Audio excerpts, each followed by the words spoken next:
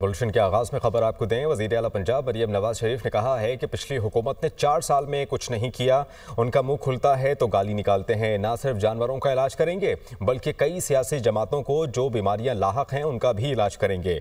सुनते थे सड़कें बनाने से कौम तरक्की नहीं कर सकती। समझ नहीं आती इन बातों पर रोएं या फिर मातम करें। जहां सड़क बनती है वहां तरक्की आती है। अपना घर अपनी छत प्रोग्राम के लिए 8 लाख दरखास्तें आई हैं। इस साल 1 लाख घर बनेंगे।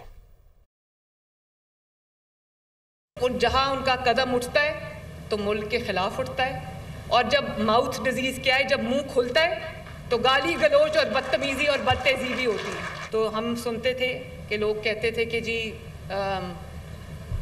सड़कें बनाने से कोई कौम तरक्की नहीं करती। बड़ी हैरत की बात है, किसी की अकल पे मैं मातम करूं, रहूं या क्या करूं।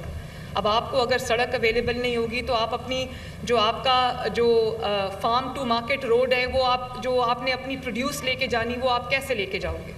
जहाँ सड़क बनती है वहाँ तरक्की आती है। सड़क के बगैर कभी कहीं तरक्की नहीं आ सकती। इसी तरह अपना घर अपनी छत प्रोग्राम है।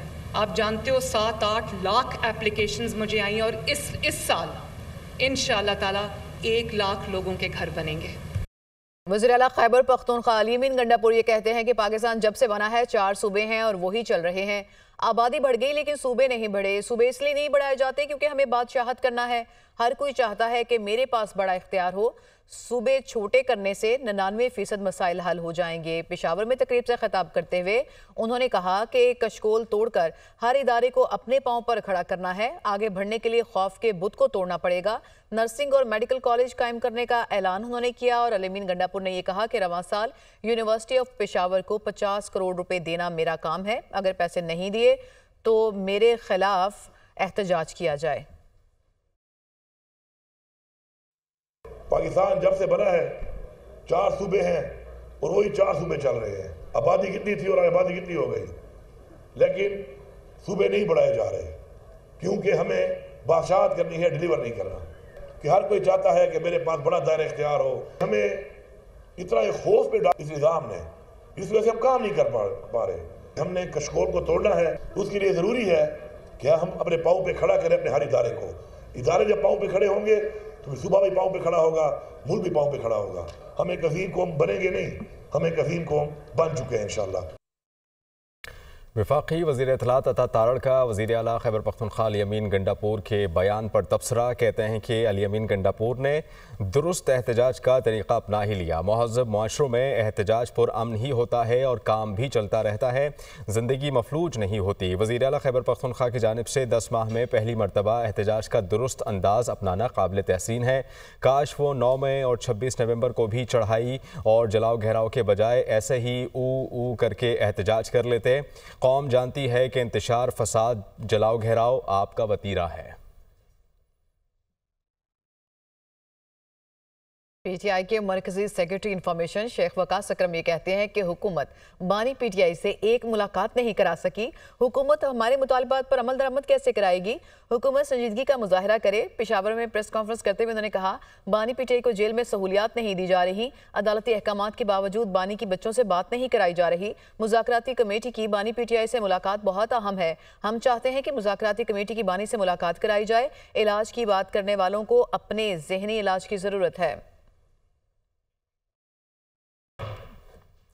रहनुमा पीपल्स पार्टी हसन मुर्तज़ा ने कहा है कि पीपल्स पार्टी की वजह से हुकूमत कायम है। मनपसंद फैसले हमारे दरमियान दूरियां बढ़ा रहे हैं।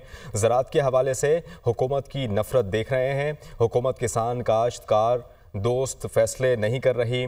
लाहौर में प्रेस कॉन्फ्रेंस करते हुए उन्होंने मज़ीद ये भी कहा कि हुकूमत की निजकारी पॉलिसी से मुताल्लिक़ हमें तहफ़्फ़ुज़ात हैं। इदारे बेचने से नहीं, मजबूत करने से मसाइल हल होंगे। ज़राअत पर सुपर टैक्स की पुरज़ोर मज़म्मत करते हैं। मुल्की मईशत की बेहतरी और सियासी इस्तेहकाम से ही मुल्क आगे बढ़ेगा। डेवलपमेंट फंड से पीपल्स पार्टी को महरूम रखा हुआ है।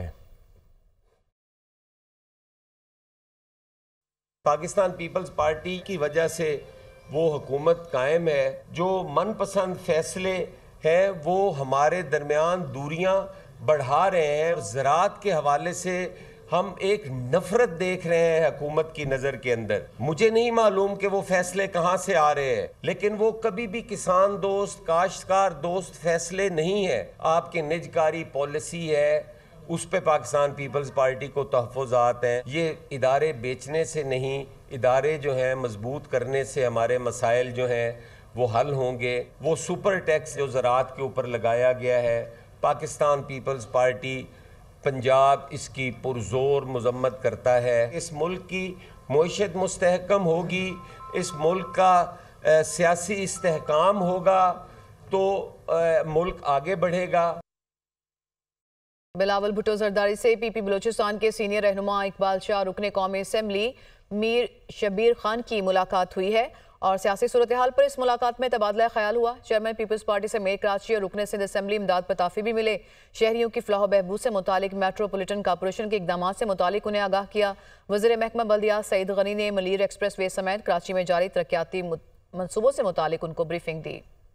नॉर्थ कराची सेक्टर 5 के ब्लॉक से 7 साला मुबैना तौर पर बच्चा अगवा हो गया। वालिदैन के मुताबिक बच्चा पढ़ने के लिए मदरसे गया लेकिन वापस नहीं लौटा। बात करने के लिए बिलाल नसीर कराची से हमें ज्वाइन करेंगे। जी बिल्कुल, ये बच्चा जो है वो 3 रोज़ हो चुके हैं, अब तक इसका पता नहीं चल रहा है और पुलिस की मुख्तलिफ टीमें इस पर तहकीकात कर रही हैं। SSP सेंट्रल कहते हैं कि तकरीबन 10 से 12 अफराद के बयानात लिए गए हैं। इसके साथ साथ जहाँ से ये बच्चा लापता हुआ है वहाँ पर CCTV कैमराज मौजूद नहीं है, ताहम अतराफ के इलाके की और गलियों के CCTV फुटेजेस हासिल करने की कोशिश कर रहे हैं लेकिन अब तक इसका कोई क्लू जो है वो नहीं मिला है। वाक़े का मुकदमा दर्ज कर लिया। पुलिस हुकाम का कहना है कि पूरा रूट मैपिंग की जा रही है, इसके साथ साथ जियो फेंसिंग भी की जाएगी इस मुकम्मल इलाके की और जो इनके पेरेंट्स हैं और उनके रिलेटिव्स हैं उनके CDRs भी चेक किए जा रहे हैं। एक मजमूई ब्रीफ इन्वेस्टिगेशन की जा रही है लेकिन अफसोस के साथ कहना पड़ता है कि लेकिन अब तक पुलिस को इस बच्चे के हवाले से कोई तफसीलात या कोई ब्रेक थ्रू जो है वो नहीं मिला है। जी ठीक है, आप हमें अपडेट कर रहे थे, बहुत शुक्रिया।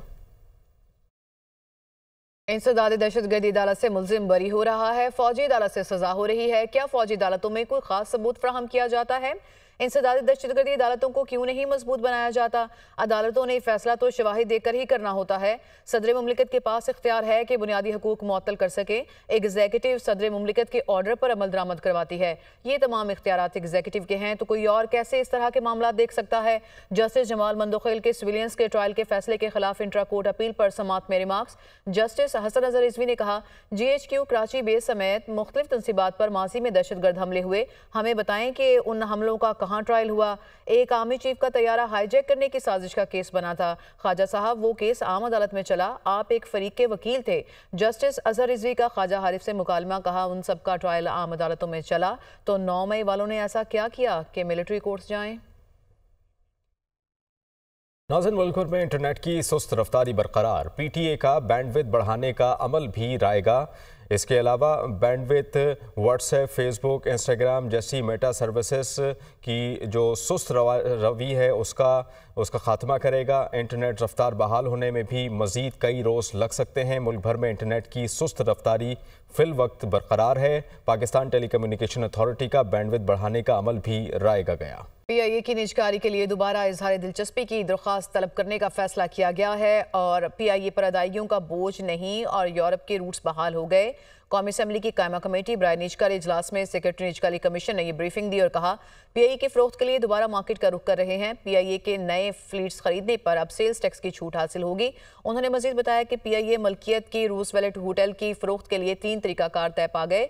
होटल की फरोख्त के लिए ट्रांजैक्शंस प्रोसेस 3 बरसों तक मुकम्मल हो सकेगा और होटल के सबसे ज़्यादा कीमत जॉइंट वेंचर मॉडल इख्तियार करने से मिलेगी। वज़ीर मुमलिकत बराए ख़जाना की सरबराही में कायम कमेटी की तजावीज़ निजकारी कमीशन बोर्ड को इरसाल कर दी गई। निजकारी कमीशन बोर्ड की मंजूरी के बाद वफाकी काबीना से मंजूरी ली जाएगी।